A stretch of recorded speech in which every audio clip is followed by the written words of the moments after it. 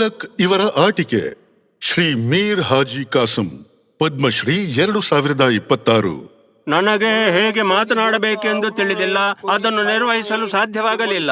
ನನ್ನ ಢೋಲಕ್ ಮಾತನಾಡುತ್ತದೆ, ಜನರಿಗೆ ಅದು ಅರ್ಥವಾಯಿತು, ಹಾಗಾಗಿ ಎಲ್ಲರೂ ನನ್ನನ್ನು ಹಾಜಿ ರಮಕ್ಡು ಸಾಹೇಬ್ ಅಂತಾರೆ. ಗುಜರಾತ್ನ ಜುನಾಗಢದ ನಿವಾಸಿ ಹಾಜಿ ಕಾಸಂ ಚಿಕ್ಕ ವಯಸ್ಸಲ್ಲೇ ತಾಯಿಯನ್ನು ಕಳೆದುಕೊಂಡರು.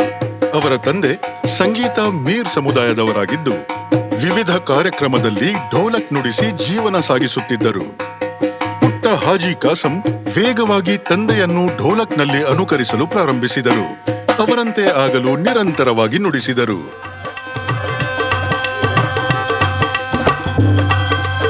ಹದಿಹರೆಯದಲ್ಲೇ ಹೋಟೆಲ್ನಲ್ಲಿ ಕೆಲಸ ಮಾಡಲು ಆರಂಭಿಸಿ ತನ್ನ ತಂದೆಯೊಂದಿಗೆ ಭಜನೆ ಮತ್ತು ಇತರ ಸಂಗೀತ ಪ್ರಕಾರದಲ್ಲಿ ನುಡಿಸುತ್ತಿದ್ದರು.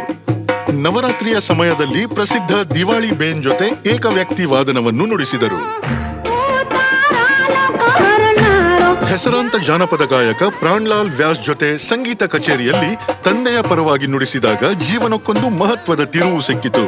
ಕಸಂ, ಈ ಹುಡುಗ ನಿನಗಿಂತ ಉತ್ತಮ, ಹಾಗಾಗಿ ನನ್ನ ತಂದೆ ಹೇಳಿದ್ರು ನಿಮ್ಮ ಜೊತೆಗೆ ಇರಿಸಿಕೊಳ್ಳಿ ಅಂತ. ಹಾಜಿ ಕಾಸಂ 50 ವರ್ಷ ಪ್ರಾಣ್ಲಾಲ್ ವ್ಯಾಸ್ ಜೊತೆ ನುಡಿಸಿದರು. ಅವರ ಸಂಗೀತ ಪ್ರತಿಭೆಯಿಂದಾಗಿ ಆಳವಾದ ಬಂಧವು ರೂಪುಗೊಂಡಿತು.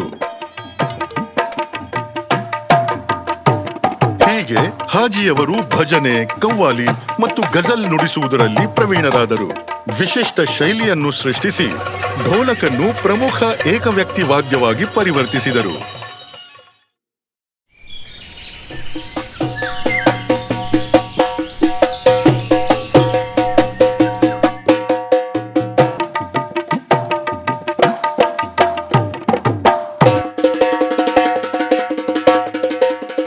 ಗುಜರಾತ್ನ ಬರಗಾಲದ ಸಮಯದಲ್ಲಿ ಹಸುಗಳು ತುಂಬಾ ಬಳಲುತ್ತಿದ್ದವು. ಅವುಗಳಿಗೆ ಮೇವು ಅಥವಾ ಹುಲ್ಲು ಇರಲಿಲ್ಲ.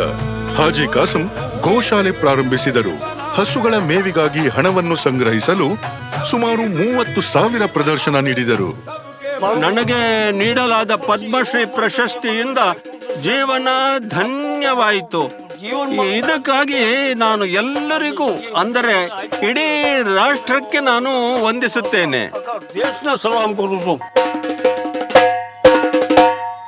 ಶ್ರೀ ಮೀರ್ ಹಾಜಿ ಕಾಸಂ, ಪದ್ಮಶ್ರೀ 2026. ಕೋಟಿ ಕೋಟಿ ನಮಸ್ಕಾರ.